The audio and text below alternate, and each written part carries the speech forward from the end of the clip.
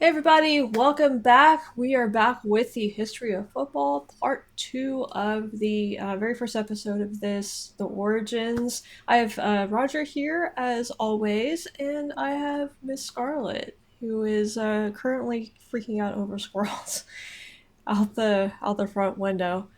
All right, so part one was a really good. Looking forward to this part two. A lot of you in the comments were looking forward to it as well. So here we go.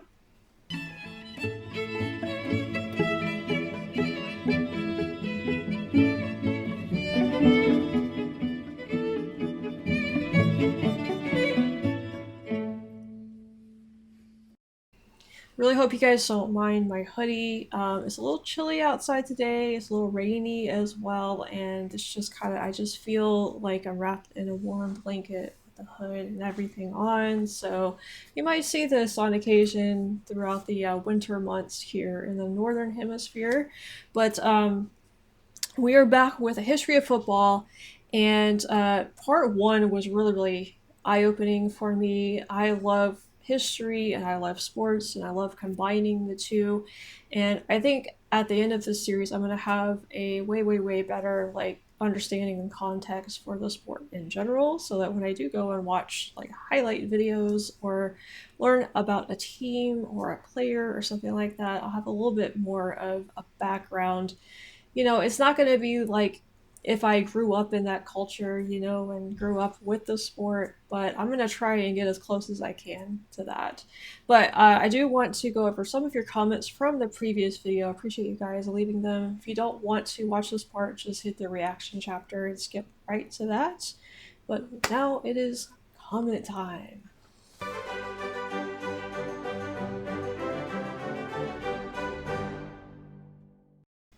All right, first comment is from MX Lexard. Important point to note is that in Britain, when people say public school, they mean the historic and exclusive private schools.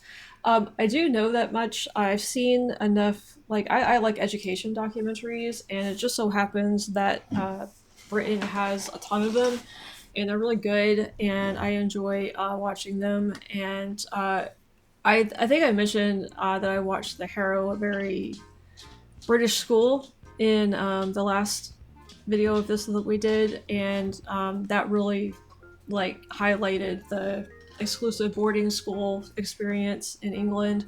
And it talked about their Harrovian rugby, like their version of it and stuff. So I think I mentioned that in the previous video. So yes, I am aware that you guys call public schools, or you guys call private schools public schools, and what we would call public schools are called state schools or government schools there. All right, comment two is Laos0908. I love how you're taking such a detailed approach to learning about football, combining it with your interest in history and culture, and asking lots of questions. It sets you apart from the reactors who only watch highlights where the context so often goes over their heads. Well, that is exactly why I'm watching this, because, the highlight videos, I guess they're good for giving you a very quick taste of the sport or something, but you really are I knew nothing about Messi or Ronaldo, or just any of the teams that I was watching, and so I didn't have a really great appreciation for it. So that's really why I'm backtracking here and trying to go back and learn more of the history.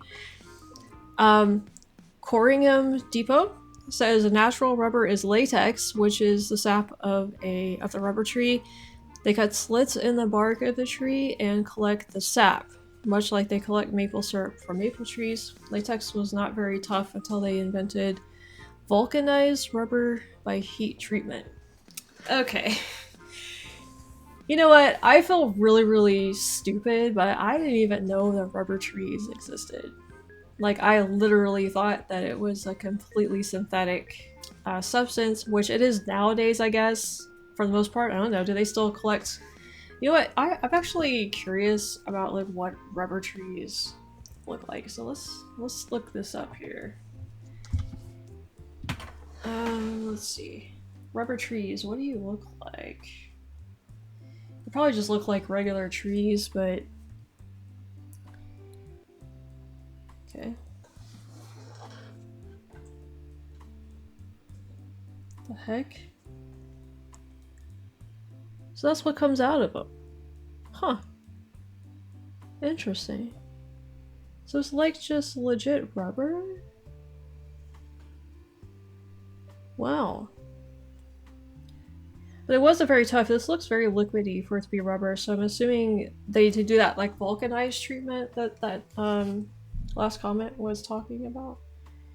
Okay, so but that's what they look. They just look like normal trees. Look, they cut the slits are cut. That looks like really morbid too for some reason. I don't know. It looks like a horror. This looks like a could be in a horror film or something. Huh.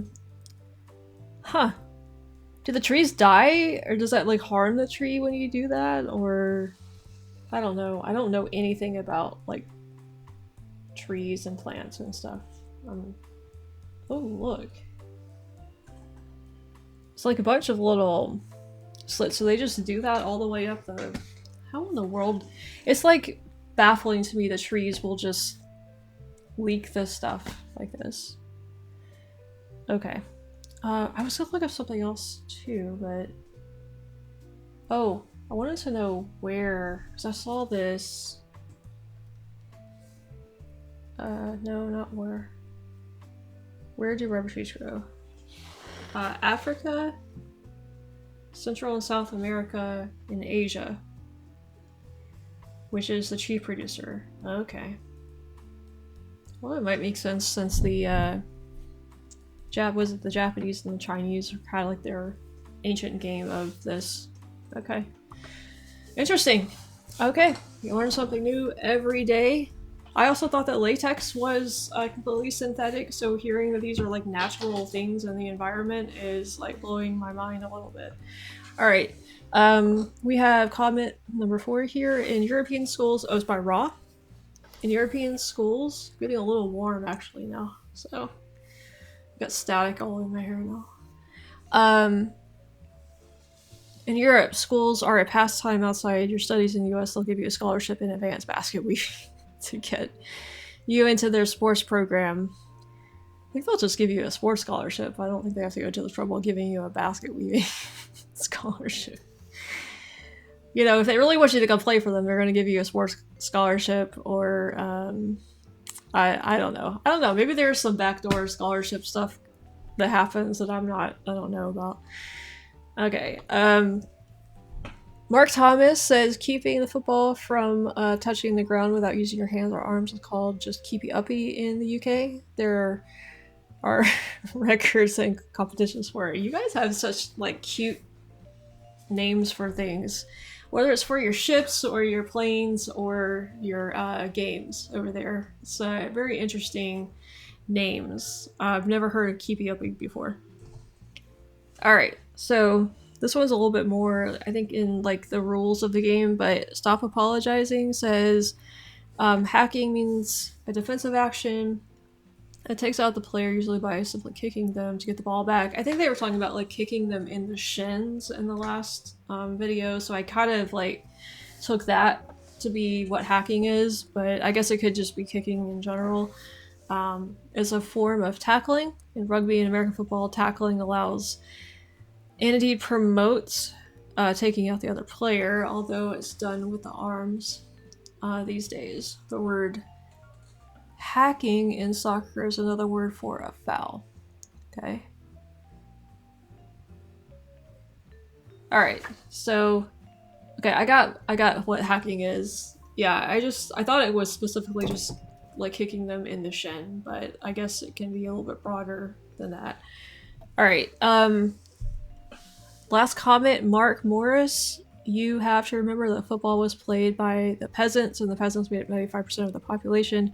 So naturally, at times of injustice, football matches were a place for rebellions to be born. Even only a few decades back, most football teams would have political firms.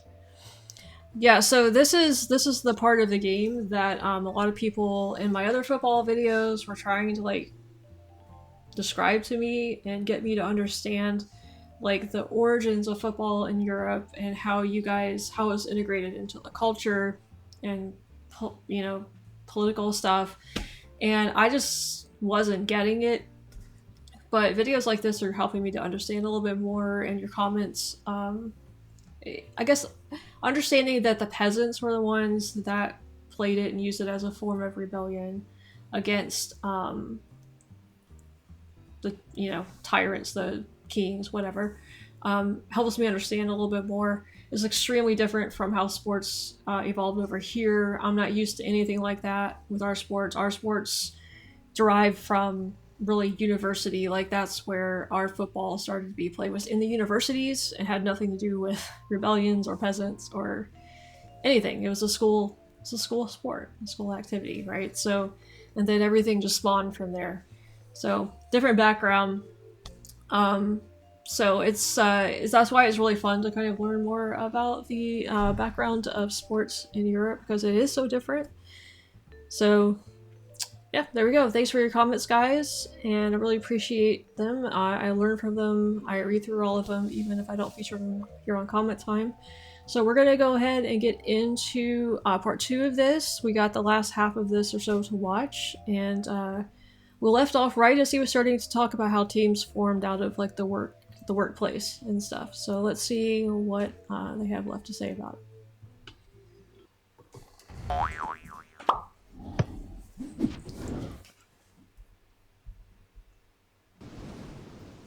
At first, most clubs were nomadic. Settled one day, uprooted the next. But when more and more fans began arriving at matches, clubs such as Aston Villa were forced to find a permanent home. Well, Villa, they rent a pitch from a butcher for £5 per annum, and the butcher soon realises that he's got something on his hands, because he raises the rent to £8 per annum the following year. But effectively, what renting a piece of land enables them to do is quite literally put up fences and charge people to come in. And once you can charge people a penny here, threepence here, it means that you've got security. It means that you can issue posters and say, we are going to be playing on that particular day against that particular team. Like Villa, clubs from the North and Midlands were growing stronger and began to mount a serious challenge for the FA Cup. Since 1871, it had remained the exclusive property of England's southern amateur sides. But in 1883, all that changed. If any one incident sort of summarises and captures the moment of transfer of footballing power, the locus of footballing interests, it's the cup final where the team from Blackburn beats the Old Etonians. For 10 years, the public school teams had won the FA Cup, and eventually, in the early 80s, along comes a team from Blackburn that consists of working men and skilled working men, and who beat the Old Etonians. Okay, so I'm familiar with Eton. I know that it's the other exclusive, well, it's probably what a lot of people would consider the top exclusive public school in the UK. And it's kind of like the rival school, I guess, with Harrow in a way. And I know that a lot of the Royals have gone to Eton and stuff. Now, he did mention, I remember from the previous part 1, where he said that the FA Cup was kind of like started in the public schools, and I think that they played each other in the cup. I think I understood that much, but it's sounding like the FA Cup was also open to other teams here. So I guess I don't understand that part of it. So was it did the public schools allow other teams to come play, or is it just, a cup for them to have amongst themselves? So if you guys could kind of just explain to me again. I know there's probably been a lot of you in my previous football videos saying this is what the FA Cup is, and I think it is. Isn't it still like held today? Because I do remember you guys commenting on it in my other videos that I did as if it was still going on today. So, guys, I'm not going to remember everything. It's slowly over time going to sink in, but I would appreciate a reminder about the FA Cup here. Wresting the cup from its founders, the old public school boys, and taking it back up north.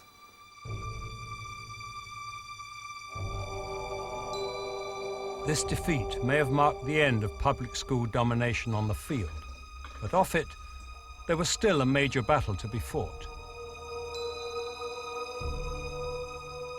the Football Association was run by an upper-class elite whose amateur traditions were squarely at odds with the professional game that was slowly creeping in. I think as soon as cup competitions began to develop in the 1870s, and as soon as crowds began to grow in numbers in the 1870s, it became inevitable that clubs wanted to become the top clubs and began to pay players. It became more and more of an issue as clubs went further afield looking for players, particularly in Lancashire, as the Lancashire clubs began to go looking to Scotland as a source of supply. Preston North End were just one of the many clubs prepared to ignore the Football Association's strict amateur rules. The Scottish influence at Preston was extremely strong, and throughout the club's history, really, this has been a Scottish club playing in the English League. By 1886, an average Preston side would have up to 8 or 9 Scotsmen playing in it. All sorts of means were used to disguise the fact that these are technically illegal professional footballers. One of Preston's main tools was to give people public houses. And when one of the signings from Bolton, having been given a public house, then married a local woman, Bolton supporters pointed out that Preston not only give a pub to people to play for them, but give them a wife as well. Okay. Seduced by letters begging their services, a steady flow of players was swept down the coastline and deposited on English shores. Kilmarnock had a player called Bummer Campbell, who was a very good player, and word got out in Kilmarnock that an agent was arriving from Nottingham Forest to try and sign Bummer, and a deputation went down to the station, met the agent, rearranged him a bit and put him in the next train south. But very often, of course, the raids were successful and people went down south to play. And they were advertised for in sports papers, and they were almost invariably referred to as the Scotch professors. Okay, I think I got about half of what he said there. Something about putting a guy on the train going from the north to the south, and something about papers, like reading it in sports papers. I don't know. You guys want to clarify what he said in the comments? His accent was too much for me on that one, sorry. The Football Association failed to stem the growing tide in professionalism and in 1885 sanctioned it. This was to prove a vital turning point in football's evolution. It's clear by the mid-80s that there's so many people keen to play it, and even more people willing to watch it and pay to watch it, that what the game needs is a regular cycle of play in the winter months from, September through to March, April. The Americans had perfected a similar system through baseball, I think, through a kind of a league system. And that provides the kind of template, the blueprint, for what is introduced in England in the late 1880s, and that is a league system that enables football to be played throughout the winter months, to allow the fans to go on a regular basis and still incorporate that element of competition, the win, the losing, and coming top, the champions.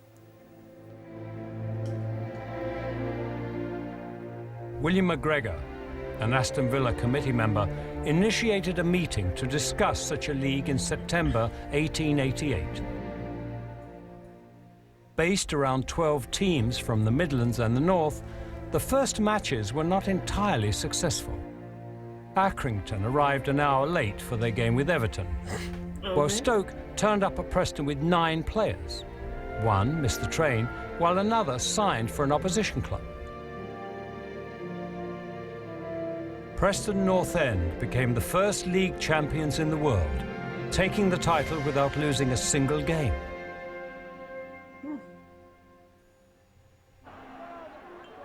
The league boosted football's appeal immeasurably, so much so that for many, it became the focal point of their existence. And in the following years, stadiums rose up like spires to become the ever-present, tangible reminder of a shared, yet tribal passion. In many ways, your attachment to the ground is far stronger than your attachment to the team and the players, because the players come and go. We know they're mercenaries, whatever people would say. We know that they're playing because they have to earn a wage, and if someone offers them a better wage, they'll go up the road and they'll go somewhere else. But the fans stay there, they stay with the team, and the ground is the constant. It's the church, it's the spiritual home, that rectangle of turf to which we all pay homage on a regular basis.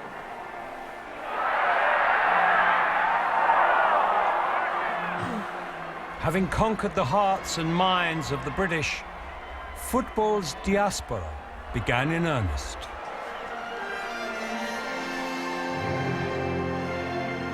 It's amazing to see the origins of all of this.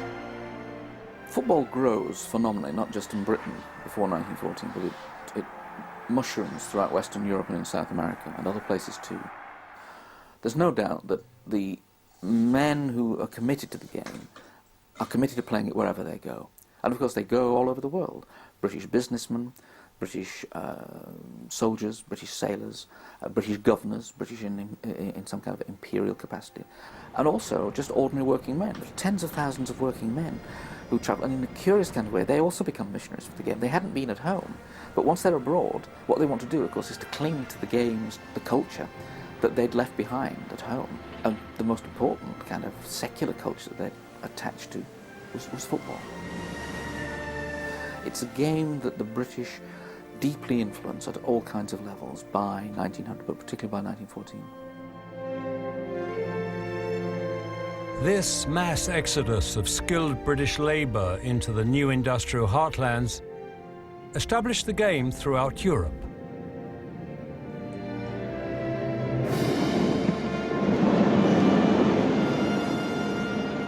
Most countries absorbed football willingly, gratefully. Yet in Germany, a nation with global ambitions of its own, the game was regarded with suspicion.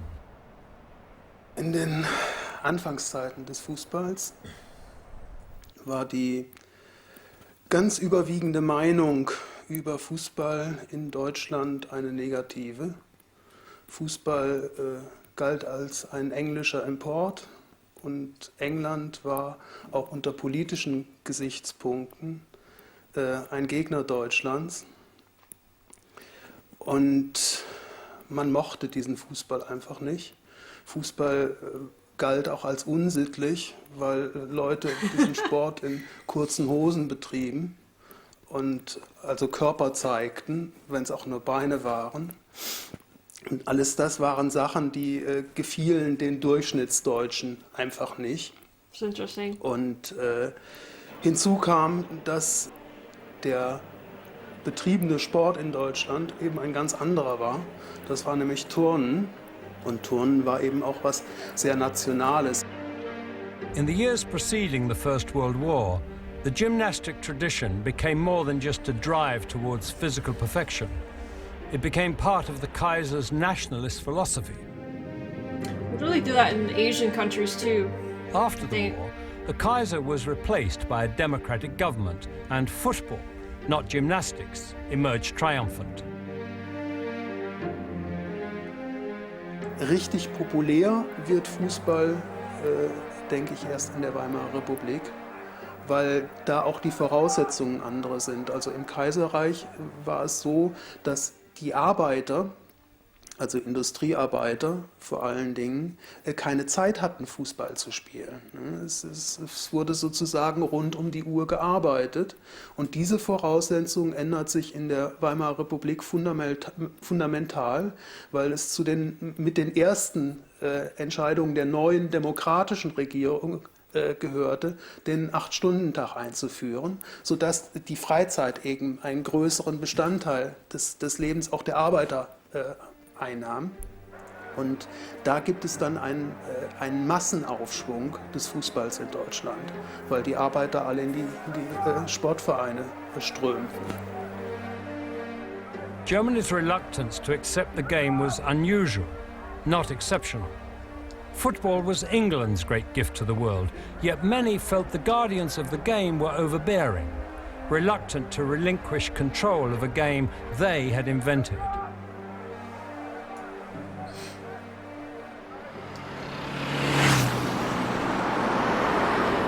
In Latin America, this struggle became the starting point for a unique football culture. At first, the game was played almost exclusively in the elite gentlemen's clubs. But all that changed when, track by track, sleeper by sleeper, the railways emerged. Are they implying that polo is played in South America? That's like a South American thing? I mean, I know it's an English thing, but I wouldn't put polo and South America together. I don't know if that's what they were implying with that, or if they were just showing polo being played in England. I don't know. Quiere decir que toda la configuración, por lo general, ¿dónde pasó el ferrocarril? Porque esos fueron, quién sabe, los inductores del fútbol en Argentina como en América, ¿no? Y verdaderamente, en el caso mío, yo soy un gran agradecido a la industria británica. Y me preguntan todo el mundo, ¿pero qué? ¿La industria británica cuál? Digo, la del fútbol. Porque gracias al fútbol, por ejemplo, podemos subsistir millones y millones de personas y de familias gracias al juego de fútbol. But the Argentines weren't always so thankful. Before the turn of the century, football existed in a vacuum. The British wielding a singular power over the game and its organization. Y el primer equipo que dominó en la Argentina, cuando se organizó el fútbol con campeonatos, era un equipo alumni de los hermanos Brown. Entonces, un equipo de origen inglés, como era el fútbol en ese momento, dominado por quienes lo trajeron. La Argentine Football Association, no era Asociación de Fútbol Argentino. Sus estatutos, su reglamento, era todo en inglés. Okay, so I'm guessing that the Brits had colonies, as they did pretty much everywhere else in the world, right? I'm assuming these are British colonies where all of this is happening, and Britain is there building railroads and introducing their industry, whether it be the railway industry or the football industry. So I'm assuming that's what's going on. So there are probably a lot of Brits living there, playing polo, playing football, and all that stuff. Do I have that right? Whoops. I pressed a weird key on my keyboard. Okay. What the heck just happened? Dang it, hang on a second, guys. Okay, I figured out what I did. Oh my gosh. Alright, so let me go back just a little bit here. I don't know if I can... Alright. Fútbol argentino. Sus estatutos, su reglamento, era todo en inglés.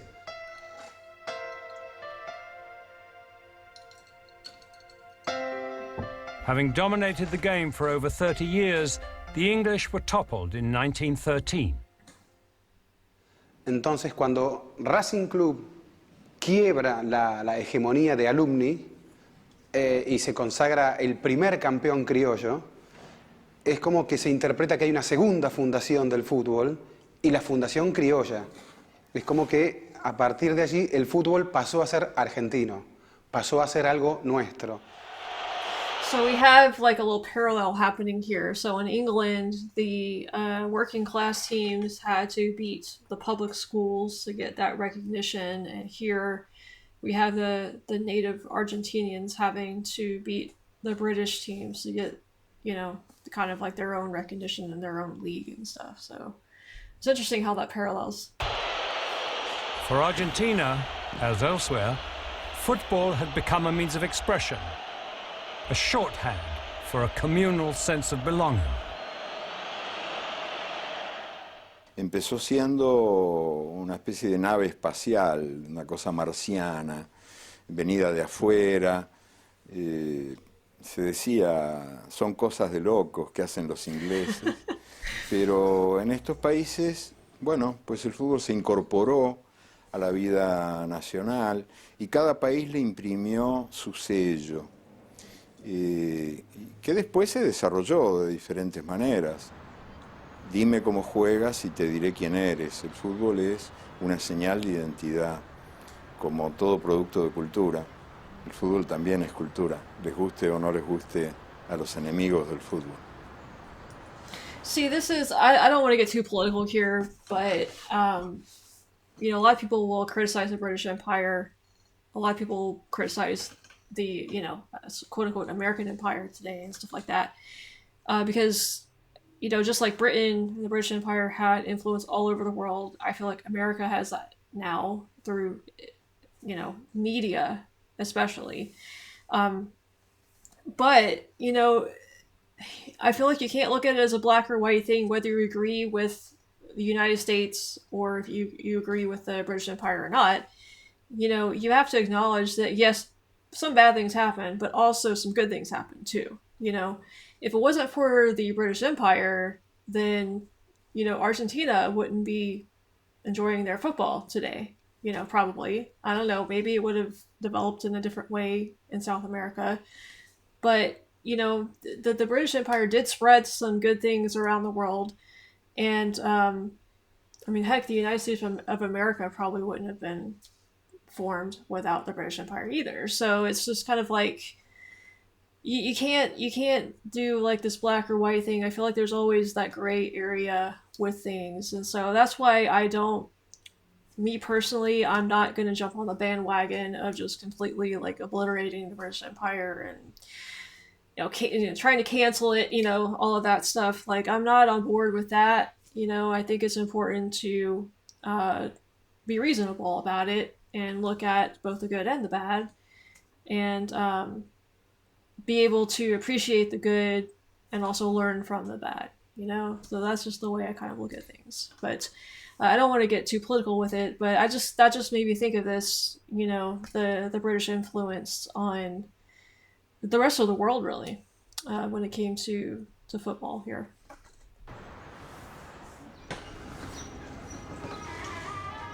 Argentina's liberation was located firmly on the playing field.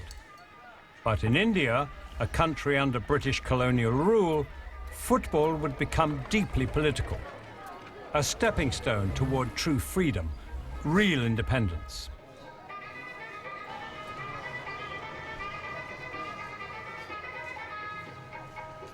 Football had been played in the country since the 1870s, when the first missionaries arrived. The priests played a very major role in popularizing football. To get people to come to church on Sunday, especially young boys, they used to teach them football. And they used to organize football all over India, and especially the missionary schools which came, whether the Irish Christian Brothers, the Jesuit Brothers, and various brotherhoods which came up and set up schools all over India. And invariably, the first game they introduced was football. And this still goes on today. By the way, I don't know if it does over in other parts of the world, but here in the U.S., churches have sports teams. Like, I don't know if that's weird to a lot of you guys over there, but I played for a church team when I was a kid. I played for school and other teams as well, but yeah, like churches have teams and leagues over here that they play. You can play in. So that goes on over here in the U.S. I don't know if it does in other parts of the world or not, because I know we do sports differently than a lot of other countries do. So yeah, let me know if that's like a thing over in Europe or Asia or wherever, South America. Do your churches, Australia, do any of your churches have like any sort of involvement in sports in any way? The game spread to different sort of parts of India. The other reason was also the British regimental teams, and especially the soldiers, the Tommies, who used to play football as a recreation in the evenings. At first, the Indians watched patiently from the sidelines. But all that changed when Mohun Bagan were founded.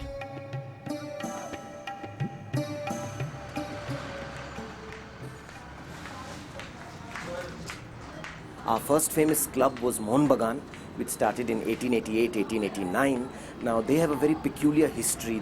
They set it up in order to, it was something like the idea of muscular Christianity, which was popular in the 19th century in England and Europe, to, train people to become physically fit and become good people. So Mohun Bagan had the very same ideals in order to make Bengali youth athletic and fit and muscular and, you know, give them some discipline on the field. So they set up a sports field.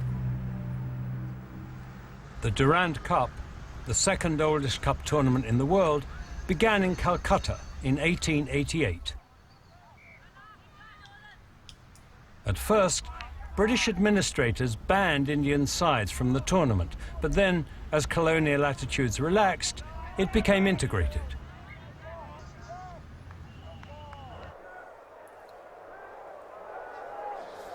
The Durand tournament in the beginning was only for British regimental teams, but football had become so popular amongst the locals. And having separate leagues could have led to more alienation, sort of, you know, type of apartheid type of situation. So this was a much more harmonious arrangement, getting the Indian clubs to play along with the British clubs.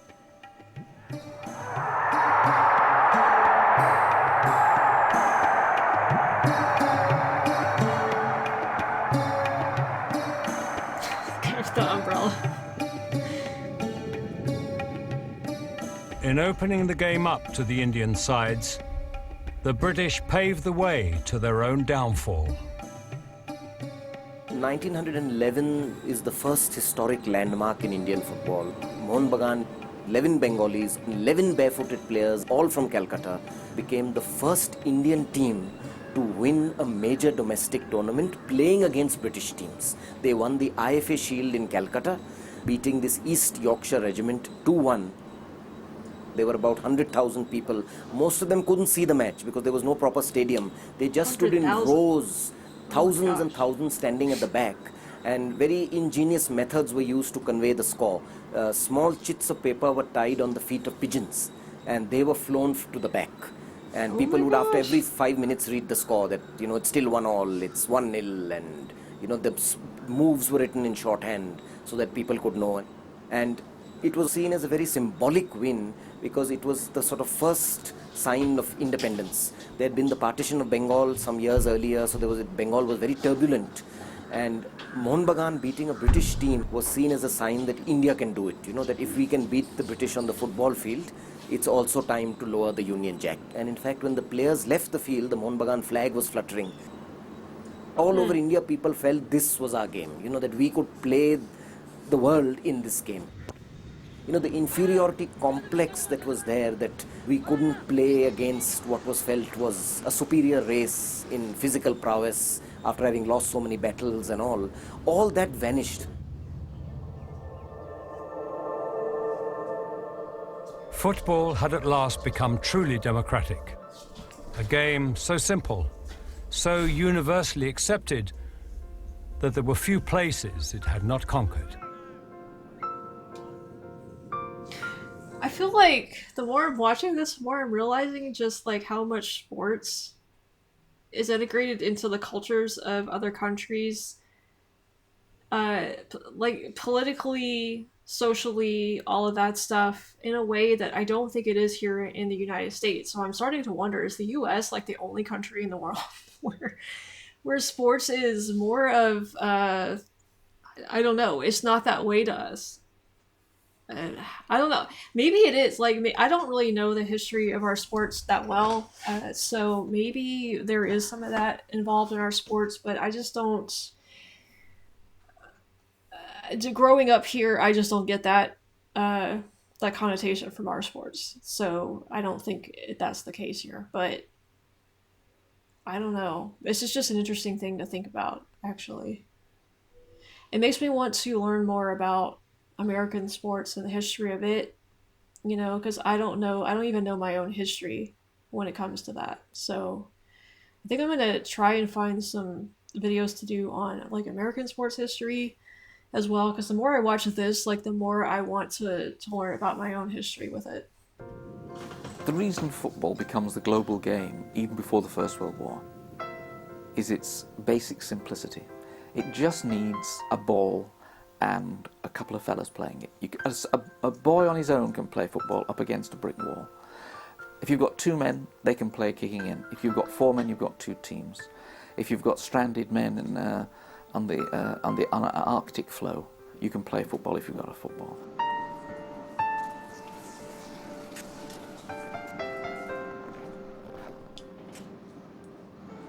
Occasionally we had a football match to keep us fit. The teams coming out of the hut are first Mr. Devon, Mr. Wright, In Mr. 1910, Day, Captain Dr. Robert Atkinson, Scott led an expedition to Antarctica. Lieutenant Bauer, He was hoping to Mr. become the Taylor, first Mr. man Miller, to reach the Cooper, South Pole. Lieutenant Evans, A Mr. heroic, Nelson, yet ill-fated Lieutenant mission. Brown, Mr. Jerry He took Ballard, with him Cold Nose, sledges, Lashley, ponies, Dimitri, dogs, Officer Evans, And football. and a ball. and lastly Captain Scott with the ball, who kicks off. They Dr. don't look Wilson that and like Lieutenant they're Bowers playing fullback. bundled up warmly enough. This game was played on the frozen sea, thousands of miles nearer the South Pole than any other football game ever contested. The hard frozen snow on the ice gives a firm footing. The long shadows show how low the sun was at the time. It was midday, but the sun was only just above the horizon.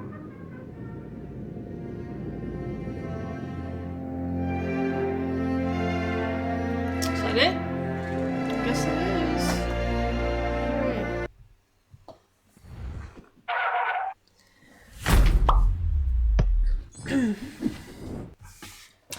Alright. Alright, well, there you have it. There's part one of the origins. That kind of did take us up into the 20th century, or the early 20th century, so, I don't know. I think the other episodes are going to be kind of like on different topics of the sport, and I think we'll probably get into a little bit more modern stuff. I think somebody in the comments told me that this goes up to like 2002 or something, so we'll probably miss like the last couple of decades of football. So all of the big names like Messi and stuff probably are not going to be in this documentary. But that's okay. Like 2002 is still fairly recent, you know, so I think it'll still give me a pretty good sense for the sport, you know. So I'm not too worried about that. But yeah, so we'll continue on with this with episode 2. I'm actually not sure what it's about. Let's take a quick look at that. Let's see. History of football. Beautiful game. Oops, I just totally butchered that. At least Google is smart enough to know what I meant. I want to know what the episodes are. I just want to know what the next one's going to be about. Football cultures. Okay. Football's role within international culture such as religion in Iran, economics in the US, and politics in Spain and Ghana. Okay, so that's actually interesting. So it has a role in economics here in the US. Okay. See, that was the other thing about this when I was watching it. I was kind of thinking like, well, you know, these other cultures took to football in such like an easy manner. Why is it that the U.S. did not take to it in the same way? And maybe some of that was maybe the U.S. did not get involved in football to the extent that other countries did because of politics, because we were trying to separate ourselves from England basically, and we wanted to kind of like do our own thing. I don't know if it's that or if it was, you know, just some other reason. So that's one of the reasons like I want to learn about our own history of our own sports here, so that I have some idea of, well, why did we not follow the same path as a lot of these other countries did. So yeah, all right, so I guess we got a lot to learn about in the next episode. I really look forward to it. I hope you guys do too. If you did enjoy this video, make sure to like and subscribe. And we're going to be doing this entire series. I think I can find all of the episodes online. Also, if you're interested in any of my social media, Patreon, Discord, email, all of that stuff, you can find that in the description and the pinned comments. Stay tuned for part 2. I'll probably give it a rest for a few days, and we'll come back in with part 2 probably early next week or so. So yeah, stay tuned for all that. Look forward to it, and we'll see you guys next time.